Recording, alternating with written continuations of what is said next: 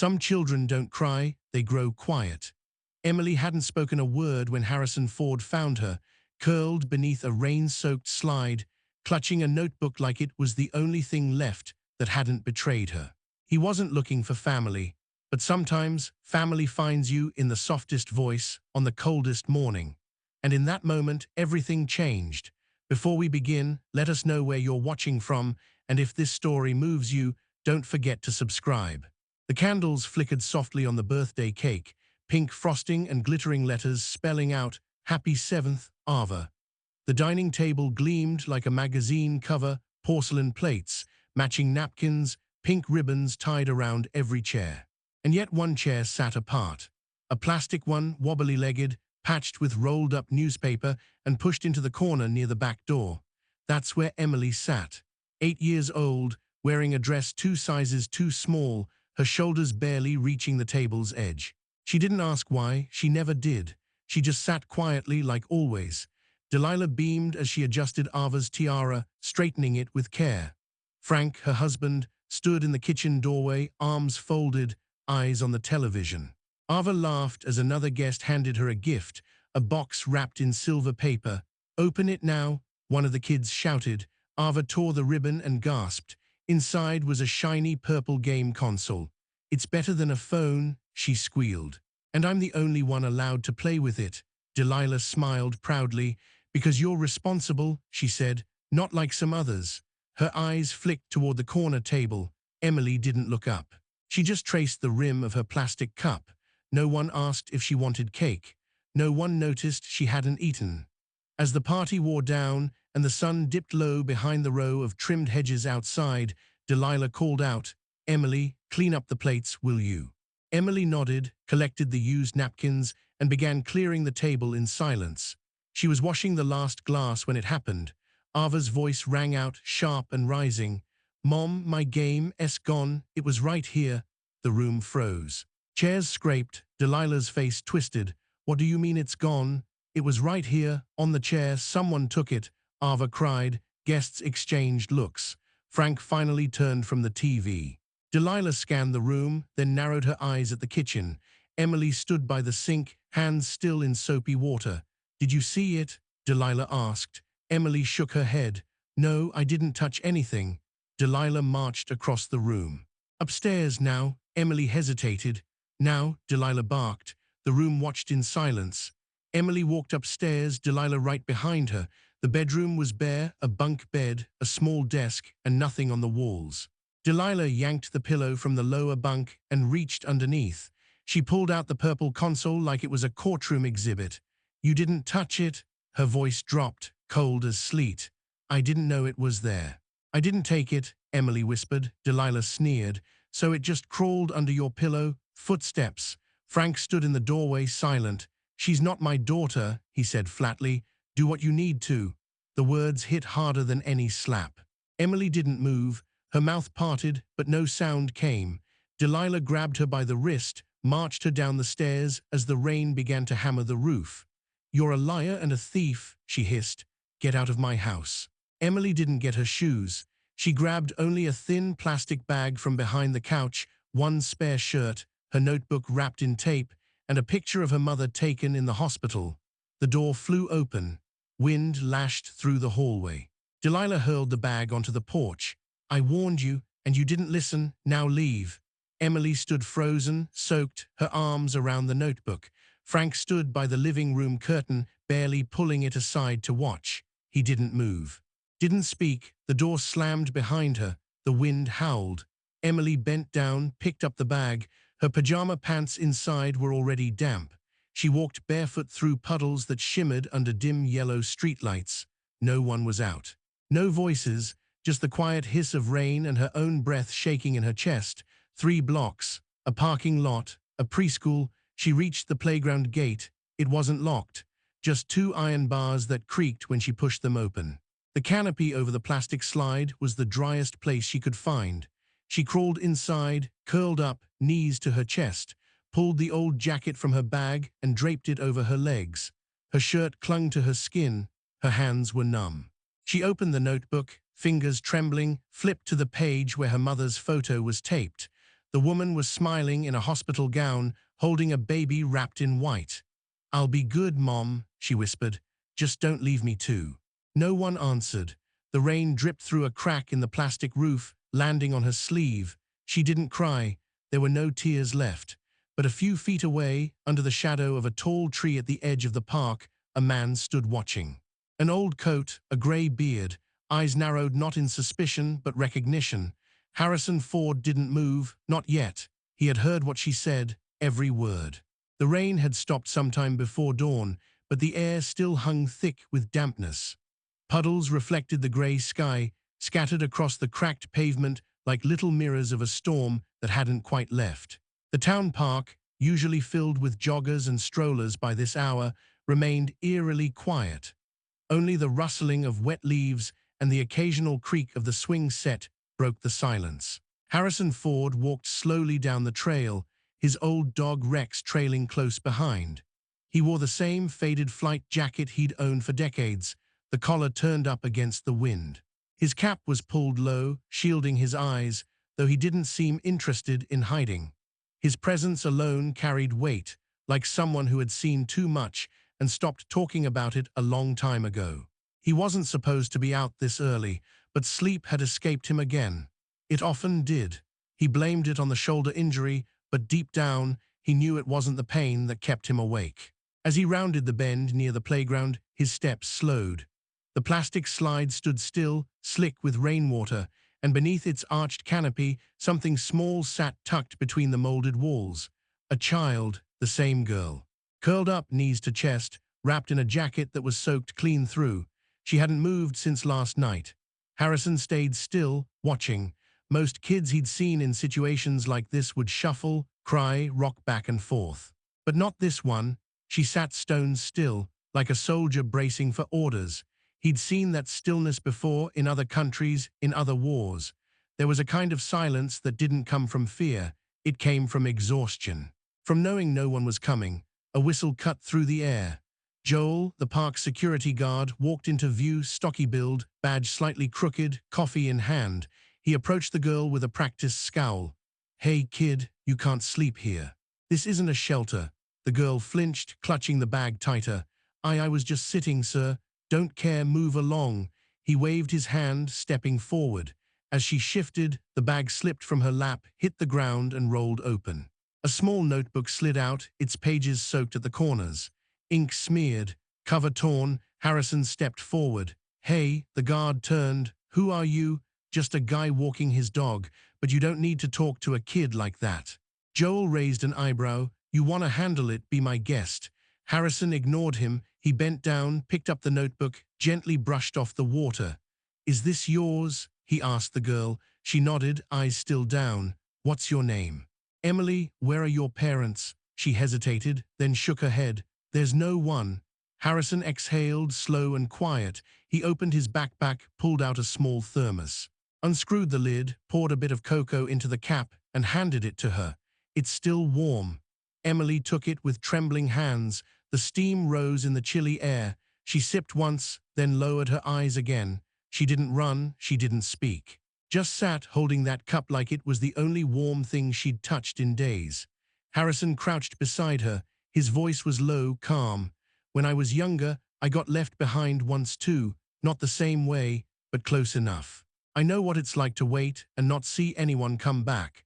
Emily gave no response, just stared at the puddle near her feet. "Look," he continued, standing, "if you want to stay here and get pushed around, that's your choice. But if you'd rather have dry clothes, something hot to eat, and a roof for the night, I live just around the bend. Quiet place, no one else there."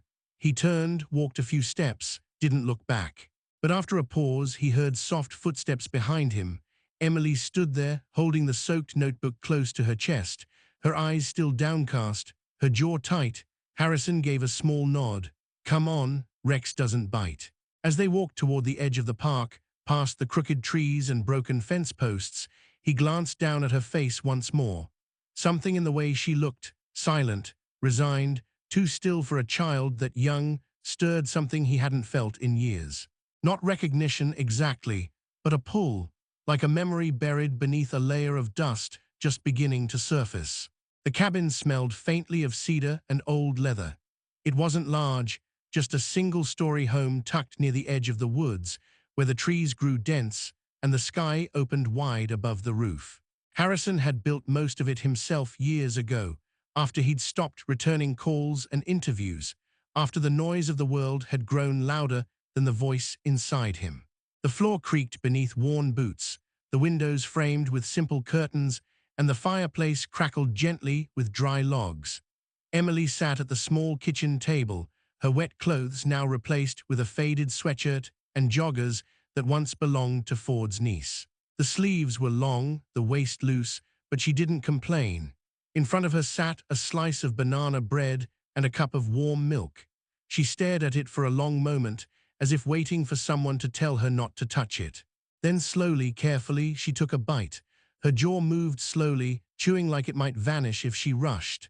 Harrison sat across the room, not watching her directly, but not far. He busied himself refilling Rex's water bowl, adjusting the firewood, doing the kind of things people do when they don't want to scare something broken.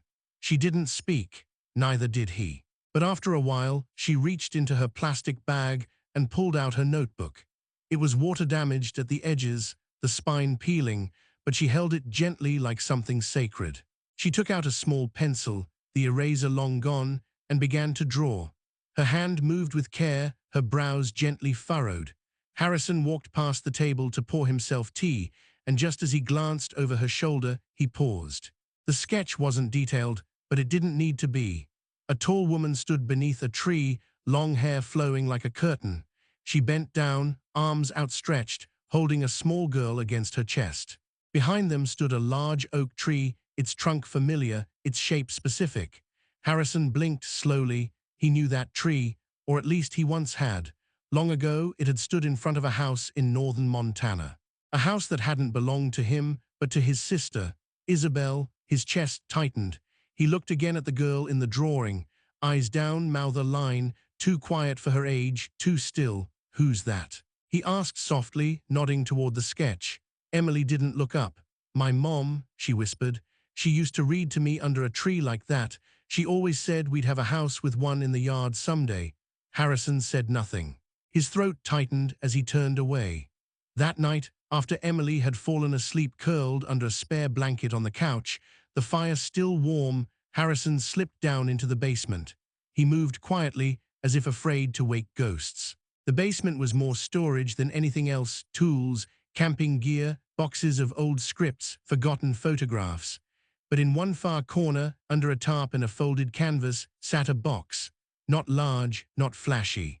Just a simple wooden chest with a worn brass latch and initials carved faintly on top. I.G. Harrison brushed off the dust, knelt, and unlatched it. Inside were pieces of a life once lived. A pressed flower, yellowed paper cranes, a concert ticket from the 90s, and near the bottom, a small envelope with a photograph tucked behind it. The photo stopped his breath. A young woman, mid-20s, soft brown curls falling just past her shoulders. Isabel. She smiled gently at the camera, holding a newborn wrapped in a striped hospital blanket. Her eyes were tired, but peaceful. The baby's eyes, wide, slightly almond-shaped, staring straight ahead, were unmistakable. He'd seen them earlier that day, across the table, silently sketching a tree. His hands shook slightly as he reached for the envelope. The flap was torn, but the paper inside was intact. A letter, folded once, written in a familiar hand. "Harrison, if you're reading this, then I've failed to find a better way. I'm sorry, I should have told you sooner. About Emily, she's mine. I know I left without warning, and you had every right to be angry. I didn't mean to disappear. I couldn't face our parents again. You know how they were, and I didn't want her to grow up in a home built on shame, so I ran. But if something ever happens to me, please don't let her vanish too. She deserves better. She deserves someone who won't turn away. Love." Isabel. Harrison sat still for a long time, the silence around him pressed in heavy and thick. Not from the cold, but from the weight of something he thought he'd buried. He closed the letter, leaned back against the wall, and exhaled. Emily wasn't just a child left behind. She was family. And maybe, just maybe, this time, he wouldn't fail again. The office was colder than it needed to be.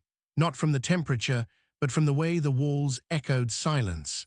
Fluorescent lights buzzed overhead, and the room smelled faintly of old paper and floor polish. Emily sat beside Harrison on a padded chair, her feet dangling, her hands tucked tightly in her lap. She hadn't spoken since they walked in. Across the table, two caseworkers scanned a thick file, flipping through forms and blank intake sheets. One of them, a tall woman with sharp eyes and grey hair pulled into a knot, adjusted her glasses and looked up. "Mr. Ford," she said evenly, "you're here to file a temporary guardianship claim over this child." Harrison nodded once. "Her name is Emily, she's my niece." The woman, Ms. Clara Ramos, gave a small nod and jotted something down. "There are no official records of you as her legal next of kin." "I didn't know she existed," Harrison replied. "Not until 3 days ago." "And how did you come to find her?" "In the park, alone, cold, middle of a storm." That earned a glance between the caseworkers. Before more could be said, the door opened. Delilah walked in first, hair perfect, makeup untouched, her blouse crisp and neatly tucked. Frank followed 2 steps behind, shirt ironed, expression unreadable. Delilah gasped when she saw Emily. "Oh my God, baby," she said, hand to her chest. "We've been worried sick. You just ran off like that, we didn't know what to do." Emily flinched slightly in her chair. Harrison didn't move. Ms. Ramos narrowed her eyes. "Mrs. Holden, can you confirm that Emily has been residing with you and your husband?" "Yes," Delilah said quickly. "Since her mother passed, we've raised her like our own, but she's always had a difficult temperament, troubled, and lately she's been dishonest. She was found alone in a park during a storm." "Exactly," Delilah leaned in. "She snuck out, left on her own. We were terrified. And now she's here with a man she doesn't even know." "I didn't sneak out," Emily said quietly. The room stilled, all eyes turned to her. "I was thrown out." Frank's jaw shifted. Delilah gave a tight smile. "She's confused. Children her age often." The door opened again. A social worker stepped in, whispering something into Ms. Ramos's ear. She nodded and motioned for the door. "Can we bring in the other minor?" A few moments later, Ava walked in. She wore a pink cardigan and clutched the sleeve nervously. Her eyes darted to Delilah, then to Emily. Ms. Ramos spoke gently. "Ava, did anything unusual happen during your birthday party?" Ava hesitated, looked down, then up. Her voice was barely louder than a breath. "Mom told me to pour juice on Emily's dress," she said. "Then pretend to cry." A long pause, silence cracked the room wide open. Delilah's mouth opened, but no sound came out. Her hands trembled just slightly. That's not true," she finally said. "She's just confused." Ms. Ramos looked to Harrison. "Do you have any documents to support your claim of kinship?" He reached into his bag, laid out a folded photo, a yellowed letter, and a photocopy of a birth certificate. "This is my sister Isabel," he said. "She disappeared 20 years ago. This photo was taken the day Emily was born. This letter, she wrote it for me, told me if anything happened, I had to find her daughter. And the birth certificate, no father listed, but Isabel's name is there." Ms. Ramos picked up the letter, reading it slowly. Delilah stood abruptly. "This is a setup," she snapped. "Anyone can make up stories. Anyone can forge documents. A photo and a sad story don't prove anything." Harrison didn't raise his voice. "DNA test was done yesterday," he said. "State-certified lab. Results came back this morning." He slid a sealed envelope across the table. Ramos opened it. Her eyes moved across the page. 98% probability of a direct blood relation," she read aloud. Delilah's face went pale. "This is ridiculous," she hissed. "We raised her. We gave her food, clothes, school, and now she's, what, running off with some stranger just because she got punished a few times?" Ms. Ramos held up her hand. "That's enough." Frank still hadn't spoken. He sat with his hands clasped, staring at the floor. "Mr. Holden," Ms. Ramos said, "do you wish to add anything?" Frank looked up. His mouth opened, but nothing came. Then he said quietly, "She's not my kid." Ms. Ramos nodded once. She turned to Emily. "Do you want to stay with Mr. Ford?" Emily didn't hesitate. "Yes," she whispered. Her hand found Harrison's sleeve. Ms. Ramos folded the papers. "This will go to family court for final custody. In the meantime, Emily will remain in Mr. Ford's care under our supervision." Delilah exhaled hard, furious but cornered. Harrison stood slowly. "Thank you," he said. Not to the room, just to the little girl beside him. The days came quietly, like the way early autumn slips in unannounced but felt. The air around the cabin carried a different kind of silence now, not empty, just gentle. Outside, leaves shifted color slowly, golden around the edges. Inside, the wood floors creaked in familiar rhythm, and the smell of cedar lingered after each fire Harrison built in the hearth. Emily had been there for nearly a week, but she still flinched when the wind knocked against the door too hard. She still paused at the sound of footsteps on the porch. Her bedroom door, formerly a storage nook Harrison had cleaned out, was always locked at night. She didn't ask for stories, she didn't ask for light. But she left a towel folded perfectly on the sink every morning. She made her bed like it was regulation. Harrison didn't comment on it, he noticed, but he never said a word. He didn't ask questions either. Just offered her a mug of warm milk at breakfast, left it on the table beside a plate of toast. If she came down, she came. If not, he'd wrap the food in foil and save it for later. He didn't hover, he didn't coax. He just stayed near. Sometimes that's all a broken thing needs, not fixing, just someone who won't walk away. In the afternoons, he worked out back in the old workshop, sawdust thick in the air, tools laid out in careful order. Emily began appearing in the doorway. At first she only watched, perched on the wooden step, silent, arms folded around her knees. Harrison said nothing, but one afternoon, without a word, he slid a small block of pine toward her. And a whittling knife, dulled for safety. "You know how to shape a wing?" he asked. She shook her head. "That's all right, I'll show you." He didn't take the wood from her, just guided her hands, slow and steady. "If you want it to fly, the body has to be strong, but light. It's not just about looking right, it has to hold." Emily nodded, eyes focused. Her fingers worked slowly, unsure but determined. By the end of the week, she had carved the shape of a little biplane, rough edges, uneven blades, but balanced just enough to glide a few feet when she tossed it. She smiled just once, then caught herself. Harrison saw it. But again, he didn't say anything. That night, the sky outside was starless, low clouds hanging heavy over the trees.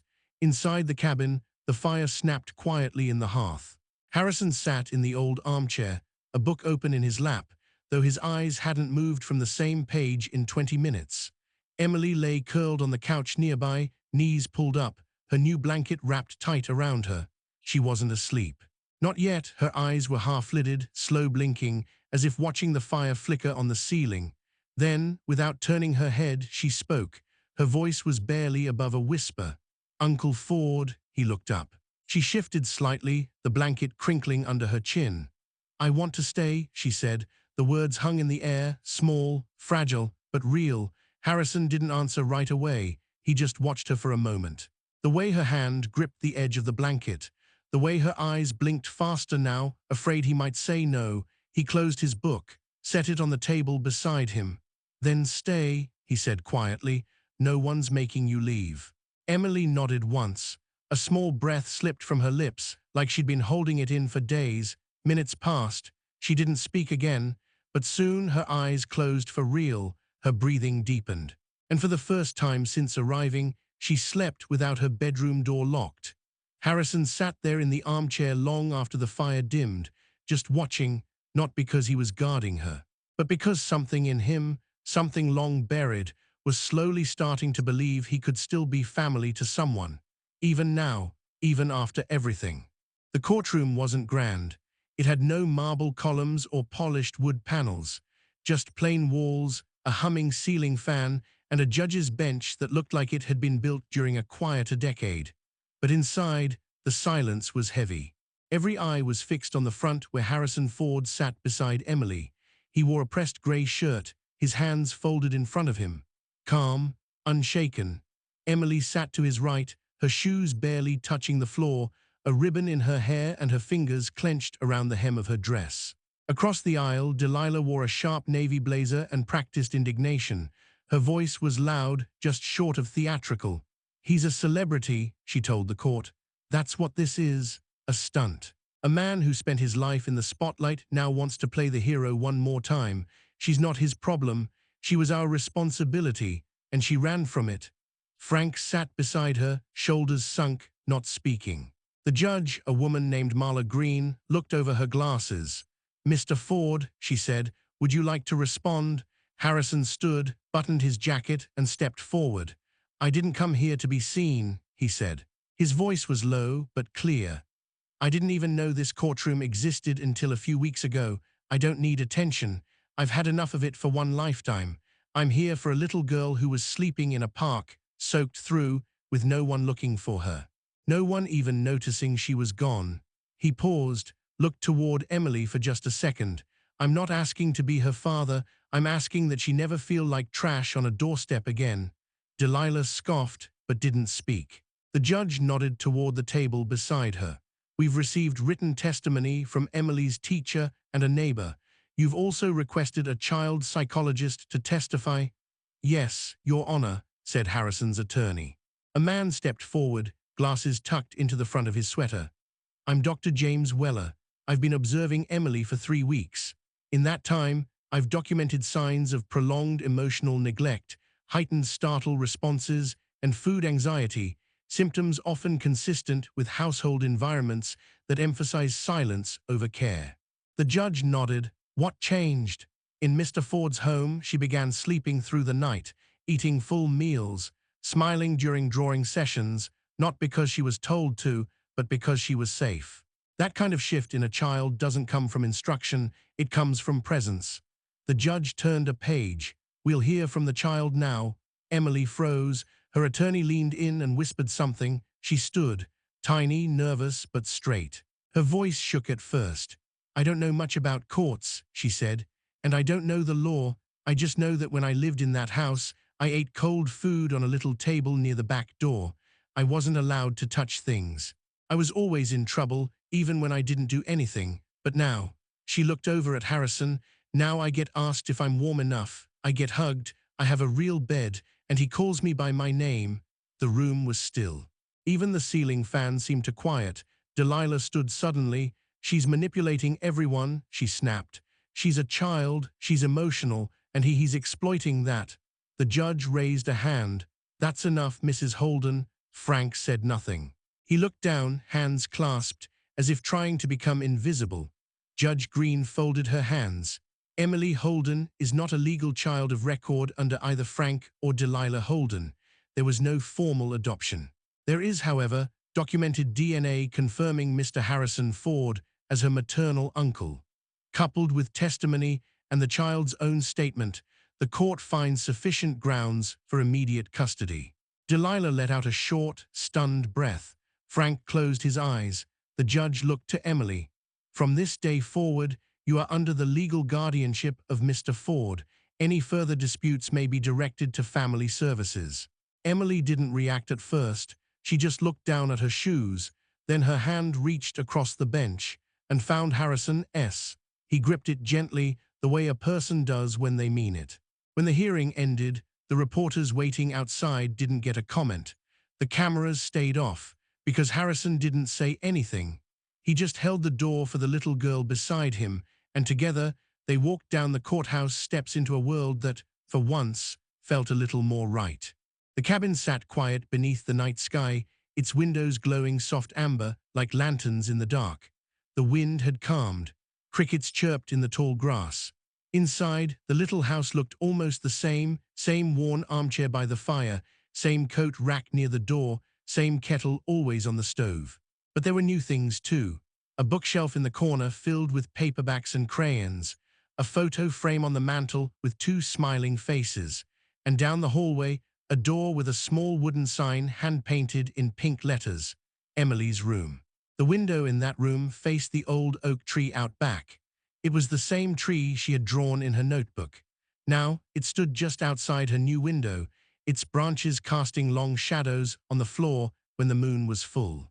Harrison stood by the porch steps, watching as Emily gently nailed a small sign into the wooden frame above the entrance to the new building beside the cabin. The letters were carved into cedar and painted white. "Isabel House." A place built with quiet hands and slow intention, a place for children who had run out of places. Emily stepped back and looked up at her work, her ponytail swaying gently in the breeze. Harrison handed her a small roll of tape. In her hand was a folded drawing, her first since the day she arrived. She stuck it to the wall just inside the door, a sketch of two people sitting under a night sky, a tall man, a small girl, above them stars, not many, just enough. That evening they sat side by side on the porch bench, a blanket spread over their legs, two mugs of cocoa resting on the railing. Emily tilted her head back, eyes searching the dark. "My mom used to say," she whispered, "no matter how dark the sky gets, there's always one star you can still see, so you won't get lost." Harrison looked up too. The stars were faint that night, but one blinked just above the oak tree, steady, pale, refusing to disappear. "She was right," he said. Emily leaned her head lightly against his arm. "But now," she added, her voice soft, "I think I have too." Harrison didn't answer right away. He just looked down at her, the top of her head pressed gently to his coat. Then he nodded, once, and smiled. The kind of smile that doesn't need to be big to mean something. In the distance, a barn owl called out. The trees swayed softly, and from the window of her room, facing the oak, a nightlight glowed in the shape of a tiny plane. It was hand-carved. Crooked in the wings, but it held. Her new name had arrived in the mail that morning. Emily Crowley Ford, written in bold, printed letters, official now, legal, but more than anything, real. That night, the girl who once slept under a plastic slide in the rain curled into bed with her arms around a faded stuffed bear and a drawing pinned above her pillow. Outside, the stars held their place. Inside, so did she. If you enjoyed this story, let us know in the comments. And don't forget to like, share, and subscribe for more inspiring stories.